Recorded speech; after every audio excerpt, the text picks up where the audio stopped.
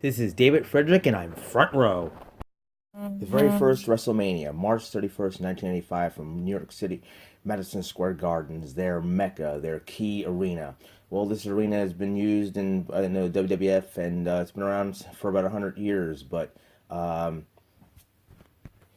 announcers Jesse Ventura and Gorilla Monsoon would label this the greatest wrestling spectacular of all time. Eventually, through the years, it would become the Showcase of the Immortals. Uh, Definitely, whether or not Vince McMahon would admit to it, it is the competitor to Starrcade. Starting in 1985, and Starrcade started in 1983. Longtime announcer Howard Finkel is said to have named it WrestleMania. Looking back, I think this is one of their best WrestleMania shows. Though it's arguable today's standards by today's fans, it was probably boring. But you look at the lineup, you look at the stars that you saw into this show. Big John Studd, Andre the Giant, Hulk Hogan, these guys in the 1980s, in all practical sense, built this company, became household names. Now, when I say built this company, Bruno Sammartino did not wrestle in this show. He did appear with his son David Sammartino in all practical senses in his sense national debut, and that's what this wrestling show did help the company go on a national basis, despite the fact they have been on a national wrestling basis, but they were building to a national media basis. The wrestlers were a household name already, but wrestling itself, WrestleMania, the name, to draw the attention of the media and the entire nation, the entire world. And I've no, it's been argued. It's been argued. I would argue about the usage of the celebrities like Mr. T, Muhammad Ali. Oh, I don't even start with it, like the entrance of Liberace and Billy Martin.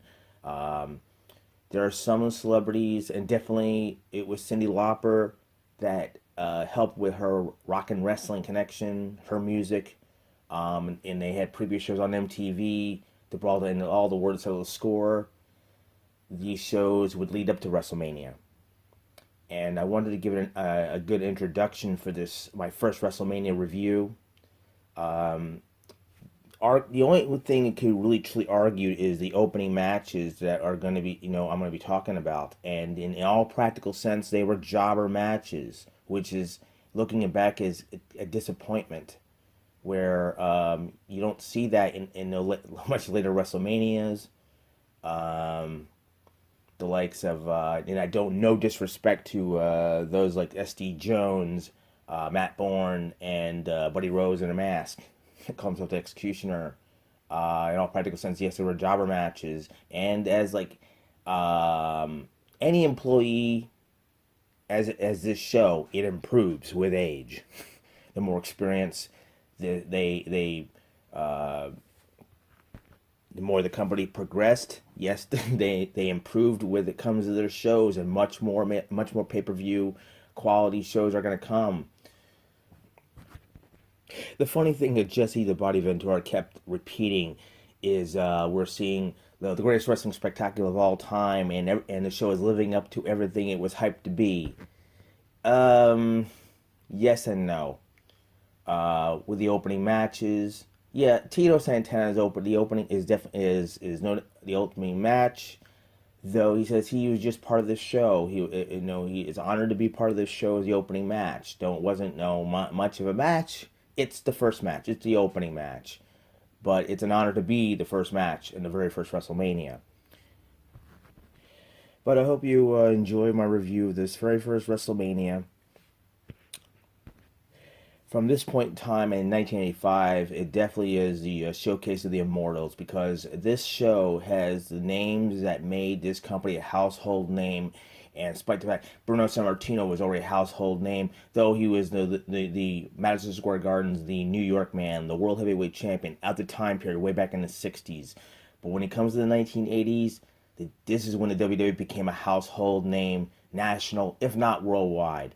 So we're gonna look back. No, I'm gonna look back and review. This is the debut of the house show of the Show of the Immortals, the greatest wrestling spectacular of all time, and I will give great respect for this WrestleMania, the very first one. Okay, we're going to watch Tito Santana's first WrestleMania match, March 31st, 1985, against the Executioner, which is actually, everybody knows, is Buddy Rose under a mask. But it's the opening match, and Tito always says it didn't matter what match he worked on WrestleMania. He's, quote-unquote, the company man. You tell me what to do, tell me what match where, and I'll be there, I'll do it. What WrestleMania is this? First one. This is the opening match, very first WrestleMania. I haven't seen this match either, man. I'm WrestleMania 1, but... Yes, pre-shows are not a new phenomenon. Was this a pre-show? Was this a pre-show? No, there was no pre-show. Well, it wasn't aired on WrestleMania 1. This is off when MTV aired it. Yeah. Okay. That's why I call it a pre-show, because it was on before the actual main show. Would you believe? That's why I see it. They had pre-interviews, and would you believe Executioner Buddy Rose is saying, I'm not sure it was a referee or no, the announcers or the person that interviewed each said the undefeated Executioner. Buddy is asked to open up WrestleMania, and they didn't know WrestleMania was going to turn out the big extravaganza it would. Tito Santana is on fire, kicking Buddy Rose's ass. I love that drop kick. That drop kick is so now, high. Should we call him Executioner or should we call him Buddy Rose? Well, you've already said both names, so because they're announcing as the Executioner, you can stick with it. So it already looks like he's already gaining weight. Oh, yeah.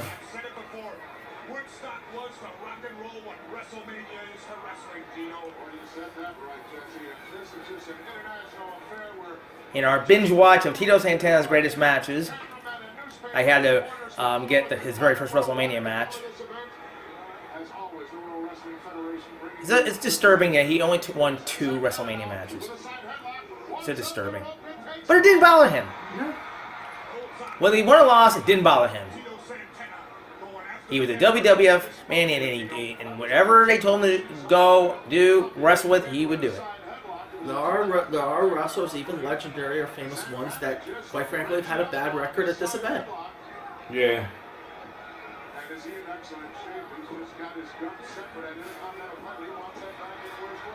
The only thing really disturbing about WrestleMania 1 is how they say that it was a make or break show.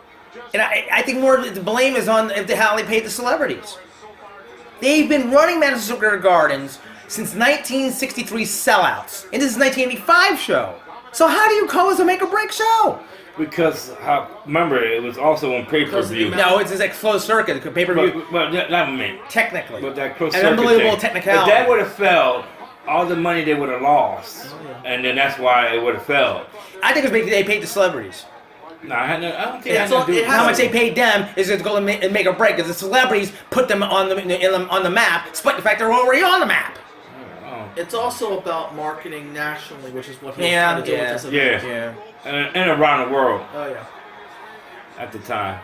I mean, who would want to argue whether it's against, even if Executioner, we all didn't come to realize was Buddy Rhodes, even if it was anybody under a mask and we didn't know their name, who wouldn't want to open up a major show? Or they didn't know it would be a major show. Open up any match. Like Tito would say, I'm on the card. It doesn't matter. Win or lose, doesn't matter. You're on the card, you're getting paid. That's all that matters. Yeah, that's what I was going to say. Now, if you're asking for a reason back then why, it is back then where you were slotted on the card determined how much money you would get paid. Yeah. And I know that 1 and 2 was okay, and then I say from 3, it got popular. Yeah. WrestleMania got better and better. I mean, there were some WrestleManias I was very disappointed in. It would have been better off to say Tito Santana against Buddy Rose. There's another thing about this match that everybody argues now. Even Greg Valentine has argued his number one nemesis, his rival. That this should have been no, I wouldn't say the opening match, but there should have been a Tito Santana Greg Valentine Intercontinental title match. Both have argued about this, but it's the bookers, and I'm not talking Vince McMahon. Okay, Tito's gonna grab Buddy off the top rope. Oh, right in the middle, up in the middle. I wouldn't that have opened with Tito is going for a body splash and gets caught. Yeah, with I would not have opened with an Intercontinental title match. Though. No, not open it, but both Tito and Greg have argued that it should have been an Intercontinental match. Hell, Tito should have won back the title, just trade the titles. And the argument was George Scott, the booker, argued that they're doing fantastic money, fantastic selling out house shows, that they didn't want to take away the money from the house shows. And that's why they did it instead, where Greg Valentine would defend the IC belt against Junkyard Dog in WrestleMania 1. Tito with a flying forearm.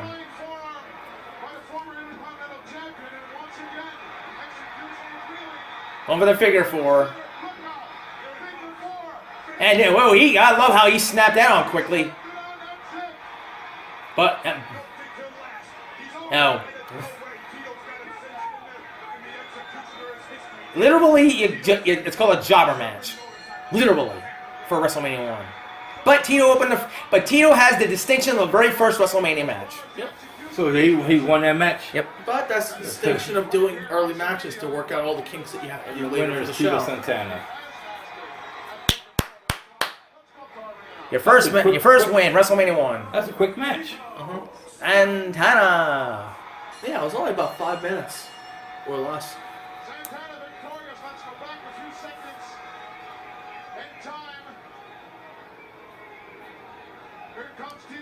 Replay. That was a quick night. Flying. That was like a flying fist or a flying forearm. Yeah. He pulled him directly in the middle of the ring. I just love how he snapped the figure arm so quickly. Wow, nice snap. It's a nice grab of the figure 4. All right, our second match of the night. King Kong Bundy versus SD Special Delivery Jones. Did not know he was announced from Philadelphia. Did not know that. And the thing about SD Jones, in the time that we began watching wrestling, 85, 86, 87, depending on in the 80s that wrestling became more to the public through cable and whatnot. We did not understand the term jobbers, talent enhancement, and I don't think we saw SD Jones as probably a jobber through the TV tapings. He was a typical wrestler, low card, starting the show, mid card and whatnot. But he was probably a jobber. But so we did not realize what those terms meant. But this match historically has been known as be 9 seconds. What I just saw was probably 15 seconds, and King Kong Bundy is known as the walking condominium. Oh man, Gorilla Monsoon and Jesse Ventura are so fantastic at the commentating on this. Oh my God, their descriptions of everybody. ICG Jones coming off the ropes. You wouldn't throw SG Jones, give SG Jones the irresistible force meets the immovable object. You give both those phrases to Bundy compared to SG Jones.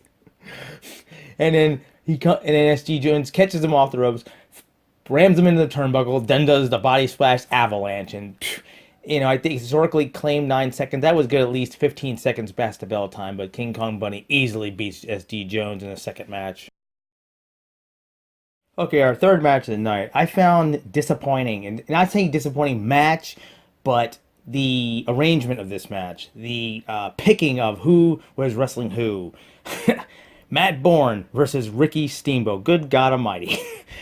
Who the heck was it? I can't picture Vince McMahon would have put this match together. Probably George Scott, the most infamous booker in WWF history. Matt Bourne against Ricky Steamboat. Are you kidding me? Okay, Matt Bourne is okay. He was announced being from Portland, Oregon. That means he was from Pacific Northwest Wrestling Promotion. He also worked in Mid South. He's a more well-known name in the Mid South than PNW. Matt Bourne, years and years later, I believe into the early 90s, he would be reformed, changed into Doink the Clown, which would fit the company's image by then. But Matt Bourne against Ricky Steamboat. Ricky Steamboat, my God, Matt Bourne, you're not in the same level or class as Ricky Steamboat. Ricky Steamboat is one of the all-time greatest wrestlers on the planet, on a Ric Flair level. Matt Bourne, yes, you very vaguely gave Rick Steamboat any competition. I mean, you know, there was a gut wrench suplex, which will also probably be called belly to belly suplex. There was at one moment, but no, Matt Bourne tried to work with Ricky Steamboat. It was I don't even want to use the word competitive. I mean, if they shook hands, it'd been one thing, but Tony Bourne, Jesse Ventura mentioned that Matt Bourne was a second generation wrestler. Okay, that's news to me. As much as I've been labeled an encyclopedia of wrestling. Okay, that's news to me. Probably because I don't know Matt Bourne very well. And I said this was a disappointing booked match. To say this was a disappointing match, the previous matches before, but what, man, this would have been a dark match. And I wouldn't want to put Ricky Steamboat in a dark match either. Never, ever. But Matt Bourne, oh my God, didn't belong in the opening. Does this belong in an opening match? Matt Bourne against Buddy Rose. I mean, you could have had a 6-man tag to open up in the first 3 matches. Jesus, Tito Santana, Ricky Steamboat. That should have been a tag team. Had been a tag team, but the first 3 matches alone. Are they worthy of WrestleMania, the first WrestleMania? We can judge it now, but Matt Bourne, you are nowhere near in the same wrestling class as Ricky Steamboat. You attempted to work with him, but Ricky Steamboat comes off the top rope with a flying body press and pins Matt Bourne. All right, our next match tonight, number 4. David Sammartino with his father Bruno Sammartino versus Brutus Beefcake with luscious Johnny Valiant. This was actually a seesaw battle, a fairly good match between the two. The unfortunate part for the two of them, and this is going to be an attack on both of these guys, have to be. This is actually one of the longest match of all 4 matches that took place tonight. David Sammartino this is probably the only feature match of his entire life, his entire career. He has worked in other companies. I had reviewed the Last Battle of Atlanta show, and for Mid-Atlantic in 1983, and he was on that show as Bruno Sammartino Jr. He would never escape his father's shadow. There are so many second-generation wrestlers that went on to have great careers, whether if they even were still in their father's shadows and constantly compare to their fathers or use their father's names. They would go on to long, great, illustrious, championship, successful careers. Unfortunately, this kid did not. He was a practical carbon copy of Bruno, but he would never be his father. His father, the living legend. The longest world champion in the company history. Sold out Madison Square Garden, sold out every arena he ever went to. This kid, unfortunately, he was trained in an amateur wrestling style. He worked very well in this match. I'll give it to that kid. But this kid eventually, he come to realize you're never going to... He had to somehow overcome the name or an opportunity, the breakout moment to make something of himself. But Bruno's told, if you want me back with the company, told it, no, McMahon, if you want me back with the company, put my kid in the ring. Well, it did, and David Sammartino, though he's trained his father trained him as an amateur. He worked very well with Brutus Beefcake. But he did some unfortunate things not too long from now that would kill his career. He intentionally killed his career with an infamous moment, and I really don't want to describe that moment. He had an infamous moment with a jobber in talent enhancement and killed his career. Aside from that situation, now Brutus Beefcake.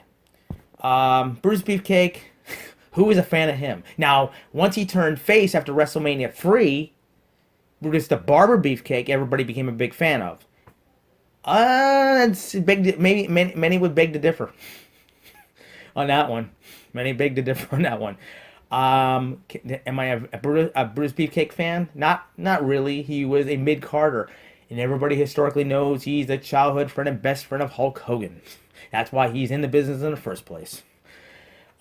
His character is a practical copy of a Chippendale. You know something? He's a WWF version of Ravishing Rick Rude, and everybody knows I am no fan of Ravishing Rick Rude. I think Rick Rude and Brutus Beefcake would have made a great tag team, and maybe I would have had respect for the both of them. But as for this match itself, it was a fairly good seesaw back and forth. It was a very good match. Again, now, because you're gonna have Bruno Sammartino and in the corner of his son, and Brutus Beefcake with another legend of WWF history, Johnny Valiant, who was former tag team champion. He became a manager. Bless his Johnny Valiant. Thing is, the ending of this match is a disappointing way of a disqualification. Brutus Beefcake eventually throws David out of the ring. Johnny Valiant goes to body slam. Oh, father Bruno's not gonna put up with that. He goes after Johnny Valiant. Bruno throws Johnny Valiant in the ring. Then Brutus Beefcake and Johnny Valiant go after Bruno. Then David go. It's a 4-way, but then the referee goes to disqualify everybody. Why wasn't David Sammartino started? He should have won by disqualification because he was assaulted by Johnny Valiant. But unfortunately, a double disqualification because everybody got involved. But this would be probably the only feature match of David Sammartino's career, a double disqualification at WrestleMania 1. Alright, our fifth match of the night is Intercontinental Champion Greg the Hammer Valentine against the Junkyard Dog. The one interesting about the WWE Network showing WrestleMania 1 is they added in now I'm not sure this song was in the time period of 1985. I mean the wrestling album that was out. I don't think so, but I'm pretty sure Junkyard Dog at the time was using Queen's Another One Bites the Dust, and they produced a song for Junkyard Dog. I think it was 86 or 87. I'm not sure. I don't think it was just after WrestleMania 1. I believe they inputted the newly produced song "Grab Them Cakes," which is still a weird, strange song to produce for Junkyard Dog because no, they didn't want to pay for the music rights. I very much we all remember Junkyard Dog always coming out to Queen's Another One Bites the Dust. It was the most memorable thing. Junkyard Dog. Oh my God! He had the charisma. He was one of these top 10 standout stars of the 1980s for the WWF. Hell, he was a breakout star. Bill Watts he created Junkyard Dog as the breakout star in the Louisiana Mid-South territory. So he brought him up here to WWF in New York. Now, the thing about this match was, looking back, there's two problems.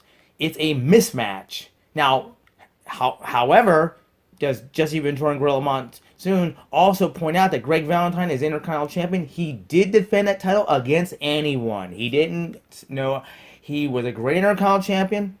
Put him in the list of the top great Intercontinental Champions. Tell everybody who ever held the Intercontinental title since its inception up until I'd say into the early 90s, up until that point, all of them were top Intercontinental Champions. That title was as important and successful and prominent as the WF World title.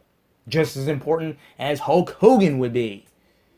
And the mismatch of Tito Santana against Greg Valentine. I'm going to bring up Tito in a second. The mismatch of Greg Valentine and Junkyard Dog. Greg Valentine would defend that title against anyone, anywhere, anytime. I'll give him that. But Junkyard Dog, it's a mismatch. But it's WrestleMania. Why not? Junkyard Dog really pretty much dominated this match.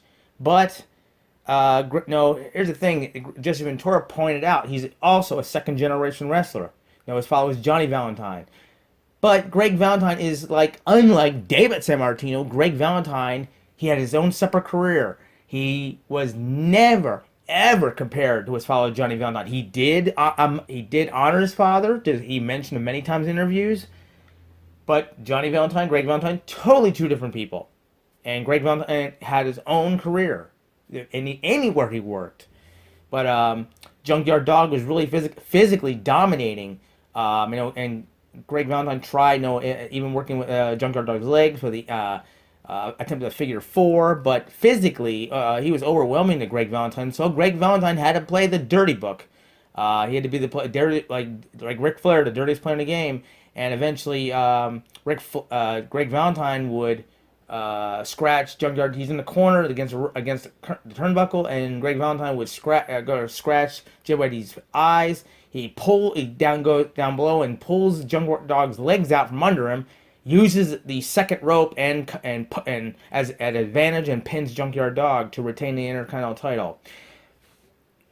Now I mentioned Tito Santana just before they announced that Greg Valentine did win the match. Tito Santana rushes in the ring and challenges that Greg used the ropes to pin Junkyard Dog. Now here is the argument, and we talked about it during the Tito Santana opening match with Executioner Buddy Rose. It was George Scott, McMahon's infamous booker, that said that did not want a Tito Santana Greg Valentine match for the Intercontinental title. Here's the problem. I would very vaguely agree. I think a Tito Santana Greg Valentine match would have They would be the standout match, the most memorable match of WrestleMania. Like 2 more years from now, Ricky Steamboat and Randy Savage would be the steal the show of WrestleMania 3. So Tito Santana and Greg Valentine would have stolen the show if they had a match during WrestleMania 1. So I call Junkyard Dog and Greg Valentine a mismatch. Yeah, at least Greg defended the title against anybody, and that's why he made a great Intercontinental champion. But Greg Valentine retains it, defeating the Junkyard Dog. Sixth match tonight for the World Wrestling Federation Tag Team Championship. The champions, Barry Windham and Mike Rotundo versus the Iron Sheik and Nikolai Volkov with Freddie Blassie. And Windham and Rotundo came in the ring with Captain Lou Albano. Lou Albano, the manager of champions. How many champions did he manage? Wow. I tell you, one thing we all remember about the WWE history, they had a lot of great tag teams through the years. Holy cow. They had so many. Honest to God, this is a match I only maybe watched once. Probably the VHS tape when it was released. Great match. Holy cow. Great match. Barry Windham, Mike Rotundo, Iron Sheik, Nikolai Volkov. Well, even though Barry Windham and Mike Rotundo were practically considered youngsters, rookies, and Iron Sheik, former world champion, Nikolai Volkov has been around since the 60s, and both Olympic wrestlers. Oh my God, despite the fact these two would meet up, 6 months later in mid '85, this could have been a long time rivalry team. An American team against the Iranian and the Russian team. Honest to God, I could have compared this match if they would have had a long time rivalry to the Rock and Roll Express, Midnight Express. Yes, I could have. This was a great match. Great matchup, back and forth, everybody. Great match. But it came down to Sheik and Volkov. They had to deal with these youngsters, these rookies. And Sheik's out of the ring, and Freddie Blassie gives him his cane. And Sheik whacks Barry Windham with Freddie Blassie's cane. We have new World Wrestling Federation Tag Team Champions as the Sheik pins. Sorry about that. Sheik had hit Barry Windham with the cane, but Nikolai Volkov covered Barry Windham for the win. And man, it's funny that Barry Windham and Mike Rotundo were the original team, the original stars that of the first users of Rick Derringer's Real American music that Hulk Hogan would take. Don't want to say copy, don't want to say steal. but Barry Windham and Mike Rotundo were the first original users of A Real American. That would have been so awesome if the network would have used that song to come out to. Man, it probably I'd like to know what song they really came out to. But probably Hogan's gonna take it and use that in the feature match. But Barry Windham, Mike Rotundo, Iron Sheik and Nikolai Volkov, yes, wow, great tag team. Could have been a great long-time rivalry team, but the Sheik and Volkov are new WWF Tag Team Champions. Alright, our next 7th match of the night. And this is the kind of match that made this show so memorable. Andre the Giant versus Big John Studd with Bobby the Brain Heenan. A $15,000 body slam challenge. The stipulations were, if Andre could not slam Big John Studd, his longtime rival, John Studd is among the few people of height-wise, big man-wise, wrestling-wise, could ever stand up to Andre, compete with Andre. But if Andre could not slam Big John Studd, he would have to retire. And they kept saying how ridiculous a bet that was by Andre. But think about this match. Andre was very smart. In another match they had, it was described as Andre and Big John Studd going tooth and nail, going back and forth. Andre was so smart wearing John Studd down. Whatever he did to Andre, did the chops, kicking at his legs, he wore him, wrestling down. They didn't any do wrestling moves whatsoever. It was to knock another big man down. And Andre was very smart at wearing Big John Studd down. And all of a sudden, Andre did it. He picked him up and slammed Big John Studd. Andre wins. He stays wrestling and won the $15,000. He grabs the WWF bag. It's a bag that was still around into 1990 that I purchased myself. But it was full of $15,000 in cash. I heard once it was full of $15,000 in $1 bills. And Andre, he opens up the bag and starts pulling the money out, throwing it to the crowd. Bobby Heenan comes from behind and grabs the bag and takes off. But this is the kind of match, it's the names. This is the kind of match that made WrestleMania what it was. Andre the Giant slamming Big John Studd to win the $15,000 challenge. Okay, our next match tonight, the World Wrestling Federation Ladies, the Women's Championship.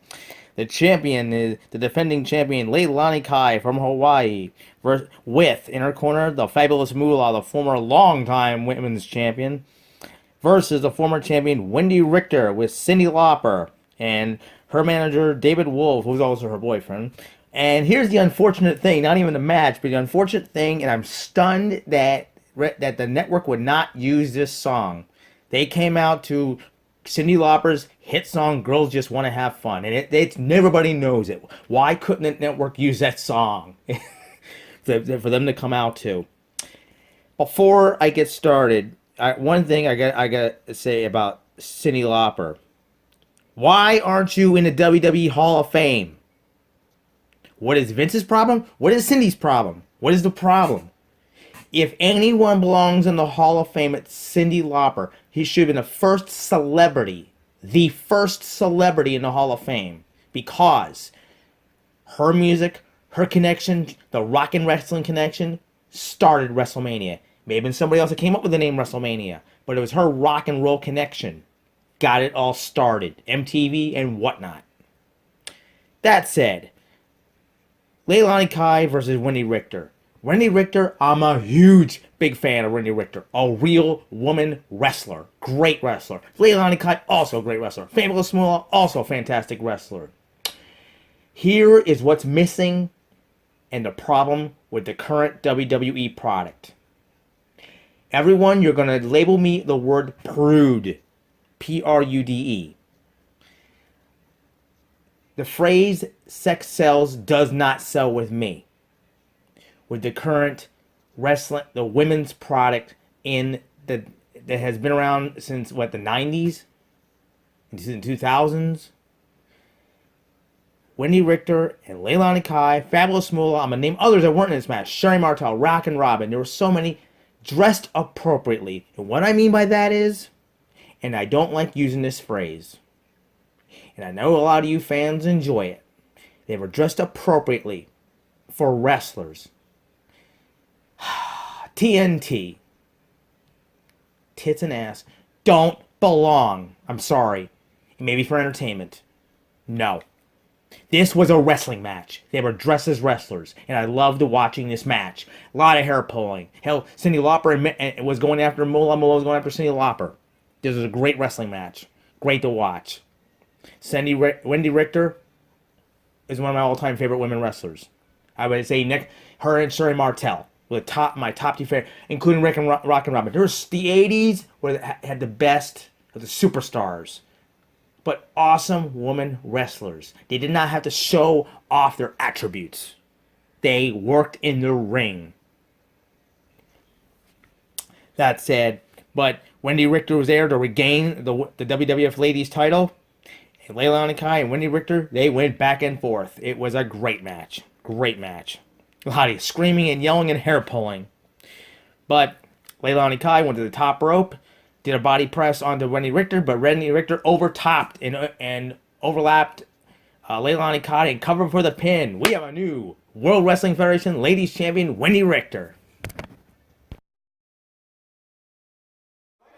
Okay, we're going to watch the main event, feature match of WrestleMania 1. And first we open it up with Howard Finkel Howard Finkel is going to announce some different things, some situations are going to be involving the main event. Guest ring announcer. There are so many celebrities involved in WrestleMania 1. I think this is what's ridiculous about WrestleMania 1. When they say that this show would have made or broke Vince McMahon and the company, then maybe this is why. The amount of money that he spent on the celebrities, let alone closed circuit locations. I don't know how that works. Okay, number one, Billy Martin. Okay, the New York Yankees general manager. How much money did they spend on him? I think he was the manager. But again, the part of it was getting the attention of mainstream media. That was the goal. So they gambled on spending money to get this kind of people in there to see if. And you wonder why Bruno Sammartino was so angry about why not he wouldn't go in the Hall of Fame, because you're spending millions of dollars. You have been running Madison Square Gardens since 1963. Bruno sold it out forever for 7 years. And you're gonna say you've been selling out Madison Square Garden is your key mecca, key arena since 1963.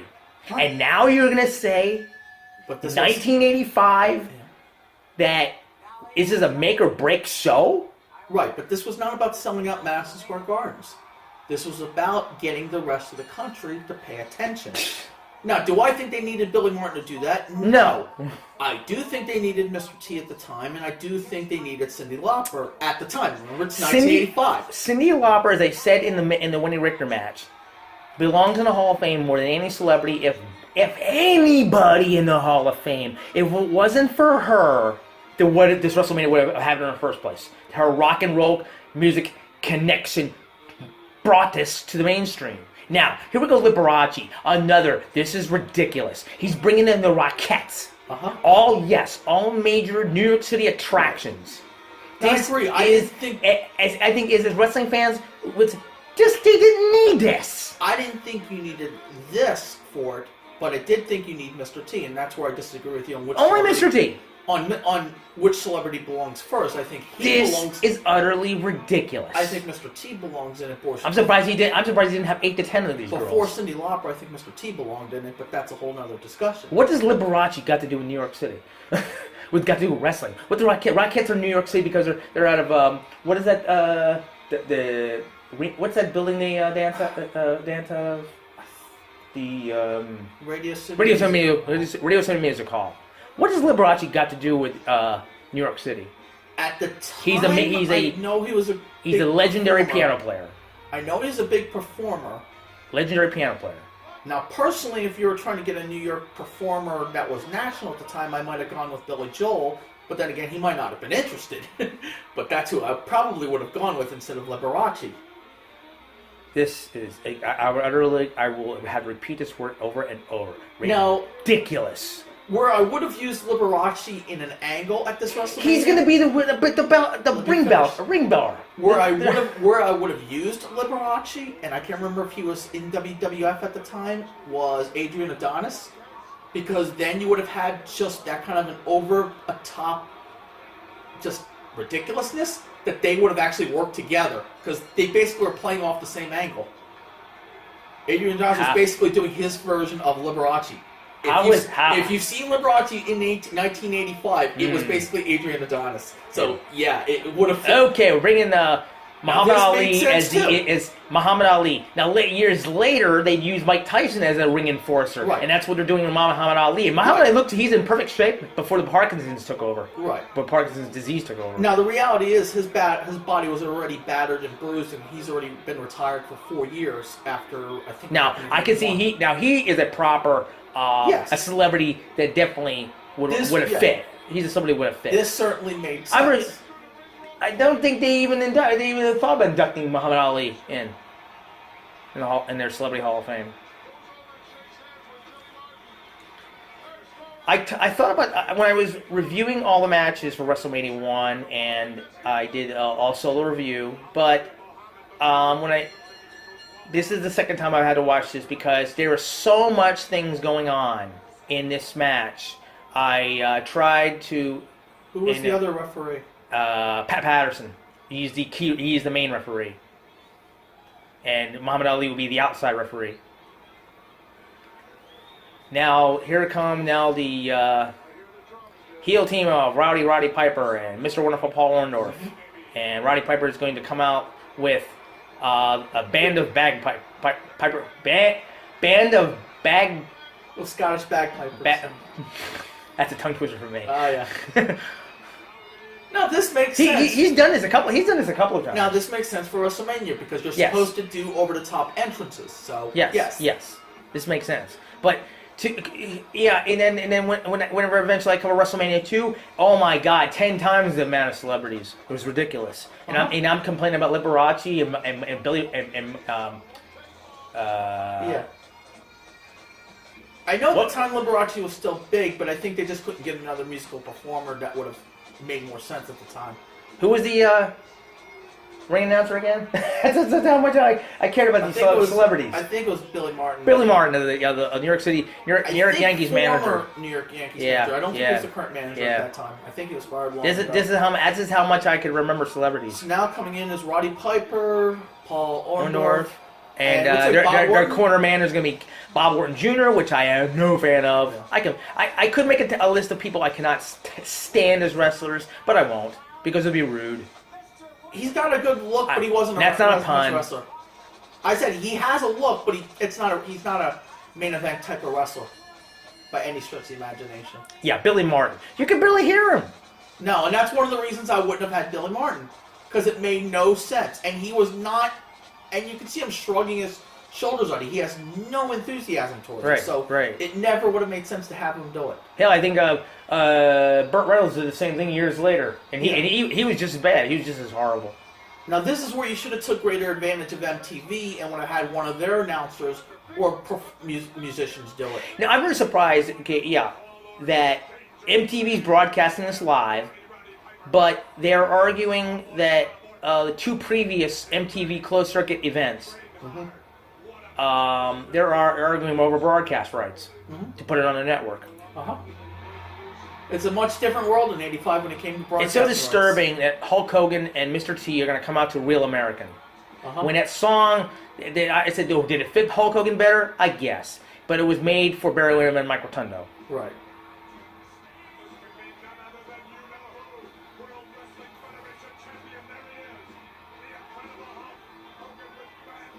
Do you know? You know when I wonder if Vince McMahon Sr.'s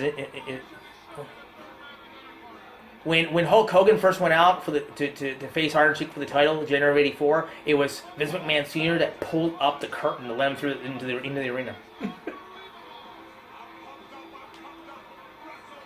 Here's the disturbing story that people have been learning about Mr. T. He, as much as he played the big shot on the A-Team, played the big shot. He was the big so-called badass. He is. I don't want to apply the word punk because he punked his way out of the Hall of Fame induction. No. He's not much of a big shot as everybody thinks he is. He is just Hollywood. He used to be he was discovered in a bar bouncing contest, And he became. and he was a so-called Chicago big shot. No. But once he hit wrestling, No. he turned into a punk. Yeah. The years later, he got more humble. Yeah, very obviously, humble. As I'm very surprised. Okay, Just you could. took over. Now I'm surprised he didn't have the chains on around his neck for this match. I'm very surprised he didn't. But then again, since you're dealing with the 80s, you have to remember that Hammer Winkler in real life is nothing like Fonzarelli. Right, but No. Mr. T. It said that Hulk Hogan had to talk him into doing this match because Mr. T was ready to back out of it. Uh-huh. He is not cardiovascular wrestler to get involved. He isn't. He's just a Hollywood. He became a Hollywood actor. Yeah, His- he wasn't trained for long duration matches, and he thought he was going to look horrible doing it. And he really wanted to back out on this Uh-huh. match. And that's the normal fears that happens when you're not used to this kind of an environment. This should have been a six-man tag. Jimmy Snuka and then Bob Orton and Jr. were involved. This should have been a six-man tag. It would have made more sense. Yeah, you could have limited. You got an outside referee, inside referee. What the heck is the point of, of the corner men? You could have limited Mr. T even more by having it a six-man tag. I agree with you.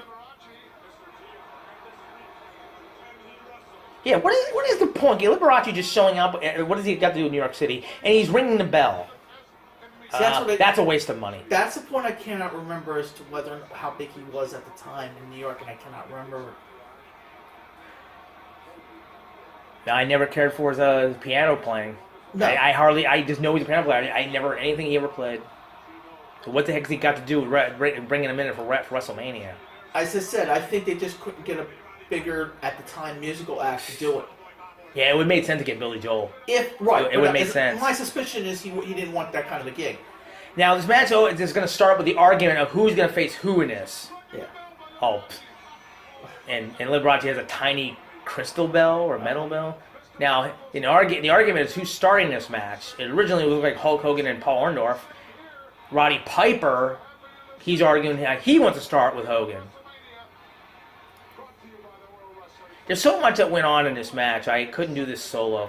I think one of the things that always amazed me about when things are at MSG, and this is just about the arena itself, I am always surprised that microphone has never dropped.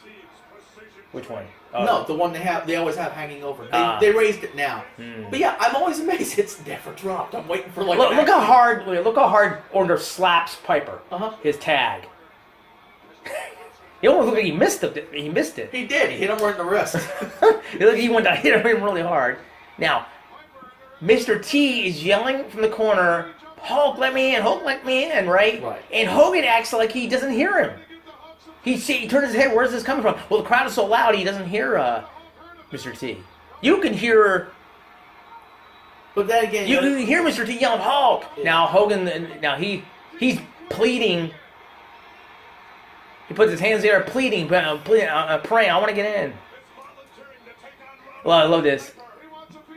There's the tag. I love Monsoon and Jesse Ventura. There's the tag. I love. Here's another great scene. Memorable scene. Memorable moment. you know it's weird to think, but obviously he doesn't have the wrestling ability at any. He just looks it. form. Which one? But Mr. T actually does look better than Hulk Hogan at this time. Nose to In nose. terms Look of at his- these. Roddy in terms of Piper and fitness. Mr. T. Nose to nose. Slapping back and forth. Look at Pat Patterson standing there doing. See, I actually felt bad for Roddy Piper in this because you could tell Now, that Piper was holding Roddy back. Piper takes Mr. T down for some amateur wrestling. Because he's holding back on the punches, and Mr. T was doing stiff punches, slaps right to him. There was no holding off of it. I could not do this with solo commentary. This definitely had no grab a hold of my brother commentary. Oh,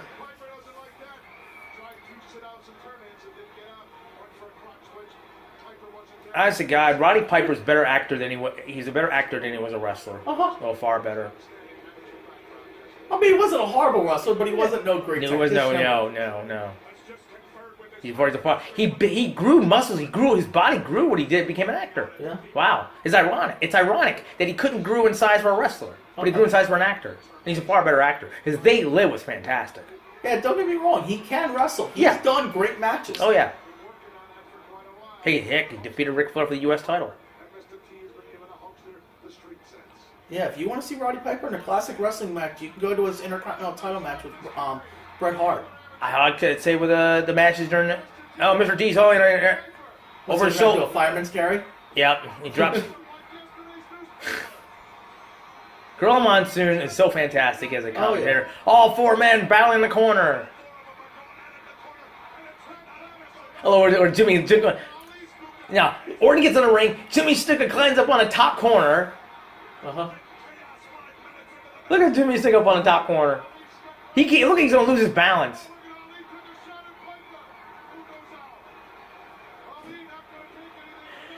Yeah, look at Mr. T. He's huffing and puffing. He's he's so tired. This match's only 5 minutes. Muhammad Ali took some shots at Rob Orton Jr. I'm curious how he broke his arm. I'm curious about that. Whatever happened to that? I have no memory of that whatsoever. Look at how many people are at ringside. This is crazy. Was that an actual legitimate injury, or was it? I have no idea. But look at how many people are surrounding ringside. This is nuts. Uh-huh. Look how many people are there. Yeah, they didn't have an idea on how to properly do security back in the Piper and I mid-80s. don't ever leaving. Uh-huh. Funny, Pat Patterson referee's going to start counting. Uh-huh. But look, it's amazing. 1985. Look how much hair Hogan has. It's amazing that he started going bald. I'm still amazed Pat Patterson still has anything that isn't gray hair. Now Hogan's going to stop Patterson. He's starting to gray. Oh wow. Okay, in all sense of a disqualification. You grab the referee. You tell the referee what you're not going to do. Well, technically, that could have happened earlier when Ali punched Roddy Piper, who was the legal guy in the ring, and punched him out of the ring. Okay, all 4 men brawling. Mr. T headbutted Paul Orndorff. I gotta Double ask, knocker. I gotta ask, Gorilla Monsoon said that this was for all the marbles, and I'm like, really? There's a title match? I don't think so. It's ironic. Can you name another tag team match in the history of WrestleMania? Main event? I don't think so. This is probably a one time only. No, I mean, obviously you're getting all 4 of the. You're getting the top. I mean, you've had Fatal 4-Ways and Triple Threat matches, You but yeah, you're right. get the 2 top faces and the 2 top heels Yeah, I can't think of it at the time. for the main event. No, you're getting the top face and the 2 top heels and a celebrity. I'm not calling Mr. T the second top face. He was a celebrity. I mean, 1985, who would be the second top face? Jake Roberts? Snuka? Santana? Who actually would have been the second top face back then? 85? Yeah. Top face. I mean, second top face. Obviously, Hogan was the top face. Tito Santana. Right? That's why I said, was it Santana? Was it Snuka? Was it Roberts? I can't remember if Roberts was with WWF at the time.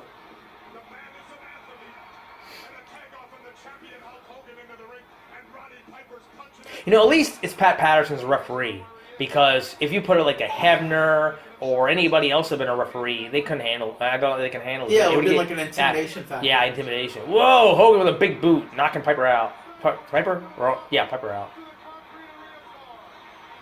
And since Ali has no experience, since Ali had no experience whatsoever, it made more sense for him to be outside the ring and not the main referee. There's so much. Even though it would have looked better. There's so much going on in this. I could not do a solo commentary. Absolutely not. Don't get me wrong. It would have looked much better if Ali was the guy. Look at how many people are ringside. Jesus, there's too many camera people. Yeah. Holy cow.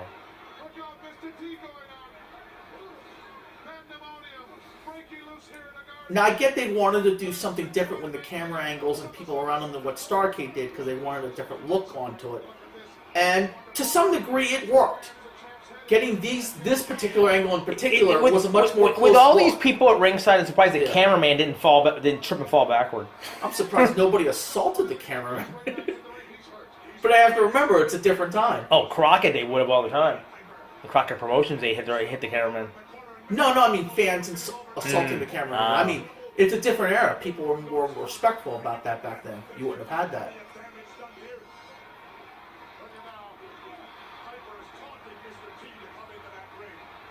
I'm still trying to figure out what they're throwing in a ring from time to time. People are throwing in trash. I can't tell. It almost looks like pieces of apple.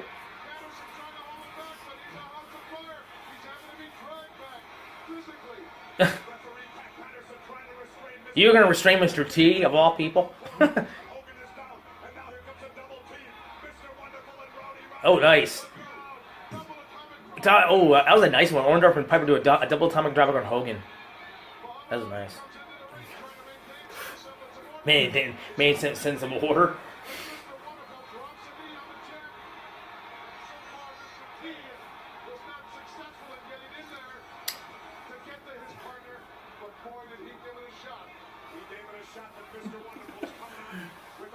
Now more boots to the head.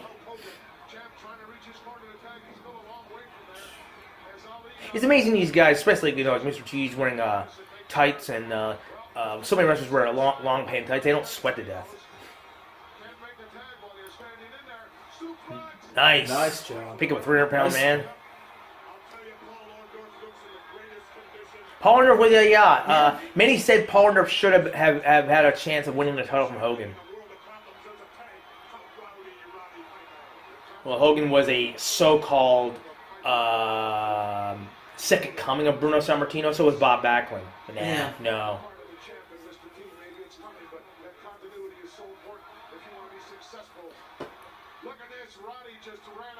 But they weren't going to have Backlund lose it to Hogan. That wasn't the way they were going to. They had to have. Paul Orndorff should have. Just a brief. Was Paul Orndorff big enough at the time that? Oh yes. When they saw they had the big. No, from Backlund. That's what I meant. Was he big enough at the time to take it from Backlund? Orndorff? I don't think he wasn't even around yet. Yeah, that's what I meant. I didn't think he was. Yet. Yeah, I didn't think he was. No. The person you could take it from Backlund. That's all I meant. Oh, they even had it where Backlund lost to the Great Valentine in a big referee mistake. The dazed referee gave the belt to the Great Valentine. And no, Valentine should never have been. No. It happened to Antonio Inoki. They wanted to give the belt to Inoki, and Inoki didn't like the finish, so he gave the belt back to Backlund. Orndorff is a great wrestler in his own right. Yes. Right, but he would only have been a transition. Yeah, here's the thing. At times, like Ric Flair, Paul Orndorff, you could, this is the way he wrestles. You couldn't tell between when he was heel or face. It didn't matter.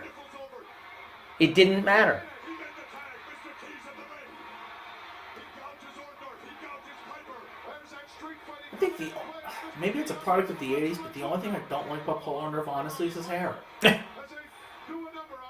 With short hair. It's the type of short hair he has. It's like a grown-up child. It like mitigates like a lot of his physical structure, which is great. He might have been great as a ball wrestler. Who? Orndorff. Oh my God, no. I used to love when he was announced, Mr. Wonderful Paul Orndorff. It was good announcing. He was a great wrestler in his own right. Get lost, Bob Orton Jr. Can't stand you.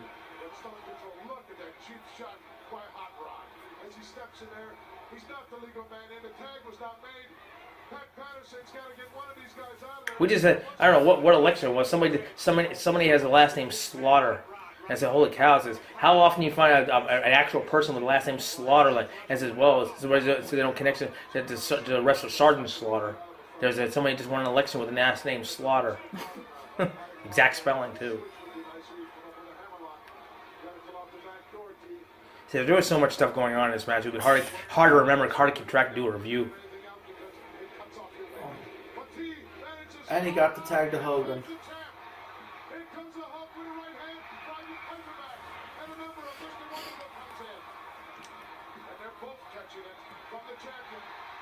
Double knocker again. Yep. Which never hits the head. I love the double headbutt where they actually don't hit each other in the head. I don't think Mr. T's he was not in any real shape to do a wrestling match. No. He's used to doing 2 to 3 minute stops and starts as an actor, so being in for a longer period of time just wasn't. Jimmy Snuka comes in with a standing when he jumps up in the air and does a kind of a flying headbutt, a jumping standing headbutt. Well, that's a lot. Okay, Bob Orton Jr. is on the top rope, and Paul Orndorff's holding Hogan. And he's going to hit Orndorff. Boom! Orton strikes Orndorff with his cast, and that's That's it. the end of it. Think of this for a moment, though. We just had a Hulk Hogan match that did not involve the leg drop. True! Holy cow! That's got to be an all-time first. Considering how many times you're going to see that in future WrestleManias, you're actually going to appreciate the fact you didn't see that here. Holy cow! So yes, ladies and gentlemen, that is a first. So this was not an actual legitimate win. Piper hitting everybody. Yep. I think he took a swing at Howard Finkel, the announcer. No, he hit Pat Patterson. Oh. Where's Orndorff? I'm only seeing. Mr. T is actually looking at the well-being of his opponent. Yeah, I remember this is where this leads to Paul Orndorff's face turn because he don't know where Piper went. He got knocked out by Bob Orton Jr.'s arm cast. Now, was that really planned, or did Mr. T really? I mean, did Mr. T really not know that this was an angle? Given his lack of experience in the business.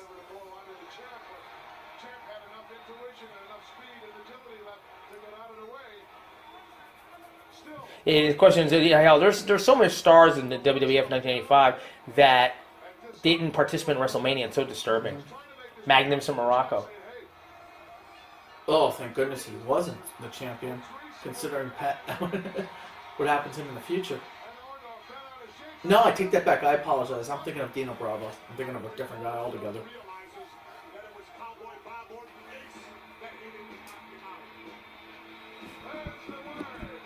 But I do see one thing that WrestleMania had that Starrcade didn't have, and I can see this. It was more clearly shot. It didn't look like a nighttime grainy image, so I actually can't see the pop appeal of watching a match in this format.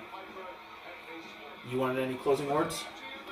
No, but it's a match that was so kind of wild that there was so much going on. I could not do this solo by myself. So I had to get together with my brother Donald, and I had to go over the main event of WrestleMania, where Hulk Hogan and Mr. T defeat Roddy Piper and Mr. Wonderful Paul Orndorff for the main event of WrestleMania 1. If you like this video, please subscribe, comment, like or dislike, and thank you for watching.